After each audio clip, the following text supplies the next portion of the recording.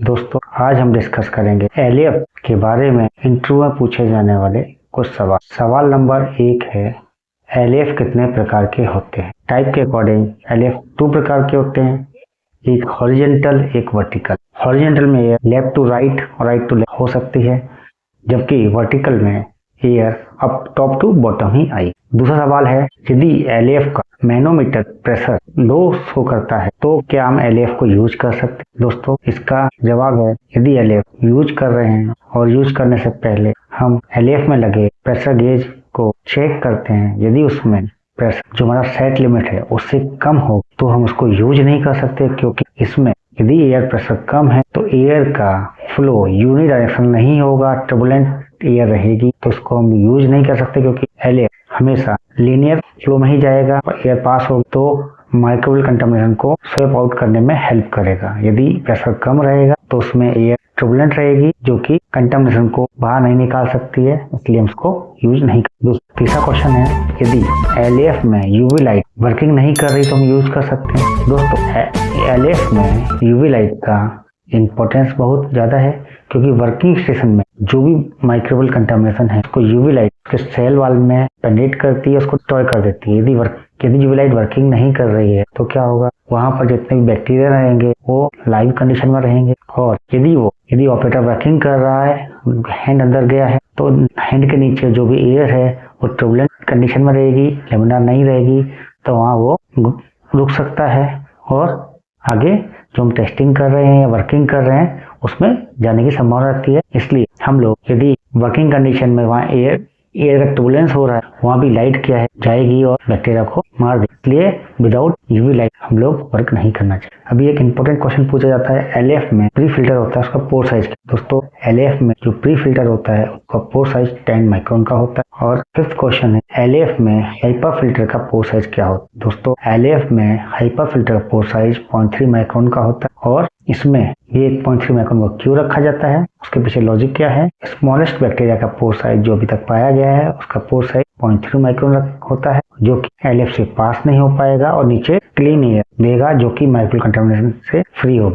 यदि 6 क्वेश्चन है, यदि एलएफ को तुरंत स्टार्ट करें तो यूज कर सकते हैं या नहीं? दोस्तों एलएफ रेस्ट कंडीशन में होता है तो वहाँ पर एयर का फ्लो टर्बुलेंट होता है, और टर्बुलेंट एयर के समय जो कि बैक्टीरिया को ग्रोथ करने में हेल्प करती है, इसलिए हम लोग पहले एलएफ को ऑन करते हैं। एज पर वैलिडेशन स्टडी हम लोग को उस टाइम तक वेट करना है जो कि 20 मिनट से 30 मिनट तक हो सकता है, as per your study. 7th question है, क्या एलएफ में विदाउट क्लीन किए यूज कर सकते हैं? दोस्तों इसका आंसर है, एलएफ को एवरी टाइम यूज करने से पहले उसका वर्किंग स्टेशन को क्लीन करना है। यदि उसमें कोई भी कंटामिनेशन है उसको हम लोग बाहर निकालेंगे क्लीनिंग के साथ, तो वर्किंग स्टेशन को में कंटामिनेशन होने के चांस बहुत कम होंगे।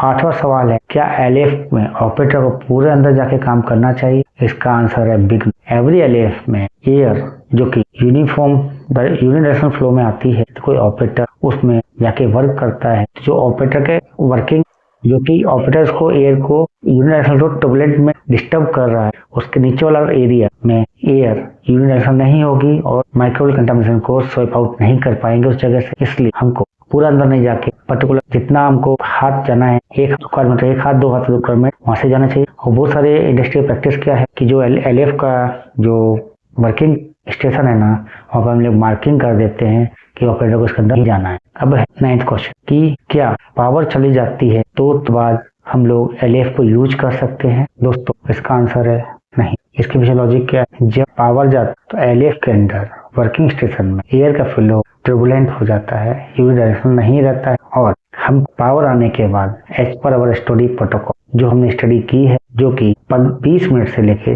30 मिनट तक होती है, उतना हमको वेट करना, तभी हमको अपनी एक्टिविटी फर्दर करनी। मोस्ट ऑफ कंपनीज में इस सिचुएशन से ओवरकम करने के लिए हम लोग यूपीएस पावर सप्लाई देते हैं, पावर जाने के बाद हमको वेट नहीं करना पड़ा, कंटिन्यूअस एक्टिविटी करते रहे। 10th क्वेश्चन है, एलएफ वर्किंग स्टेशन में किसी आर्टिकल को स्टोर करके कर सकते हैं? आंसर है बिग, क्योंकि एलएफ का वर्किंग स्टेशन है जो किसी एक्टिविटी करने के लिए है। यदि स्टोरेज करेंगे तो कोई आर्टिकल स्टोर करके रखा है, उसके सराउंडिंग एयर है ना वो टर्बुलेंट हो जाएगी, वहाँ चांसेस हैं माइक्रोवेल कंटामिनेशन को स्टे करने के लिए, और माइक्रोवेल कंटामिनेशन वहाँ से यूनिफॉर्म माइक्रोवेव कंटामिनेशन जो कि एलएफ से आ रही एयर से स्वीप आउट नहीं हो पाए। 11th क्वेश्चन है, क्या एलएफ वर्किंग स्टेशन में विदाउट हैंड ग्लव्स वर्क करना चाहिए, नहीं करना चाहिए? दोस्तों इसका आंसर है, एलएफ में हम लोग किसी प्रोडक्ट को हैंडल करते हैं जो कि स्टेराइल होता है। यदि हम लोग नॉर्मल हाथ से उसको टच करेंगे जो कि नॉन स्टेराइल हो जाएगा, तो हमको एवरी टाइम स्टेराइल से ही पहन के ही वर्किंग करना चाहिए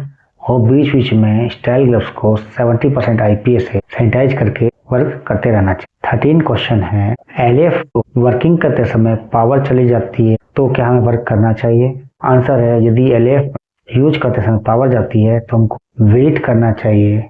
जब हमारा एज पर रिकवरी टाइमिंग दिया गया है जो कि 2 से 3 जो भी रहेगा आपके प्रोटोकॉल के अकॉर्डिंग, उसके अकॉर्डिंग वो टाइम निकलने के बाद टाइम के समय में क्या होता है, यदि पावर गया सडनली पावर जाता है तो क्या होता है, ये अंडर एलएफ वर्किंग स्टेशन में क्या होता है, एयर वर्किंग स्टेशन क्या होता है, एयर का फ्लो टर्बुलेंट हो जाता है। उसको यूनिडायरेक्शन आने के लिए जो टाइम लगता है उतना टाइम तक हमें वेट करना चाहिए। Thank you. इस तरह के ही हम लोग आगे भी फ्यूचर में वीडियो लाते रहेंगे और हमारे चैनल को सब्सक्राइब करें, शेयर करें, अपने दोस्तों में फॉरवर्ड। Thank you.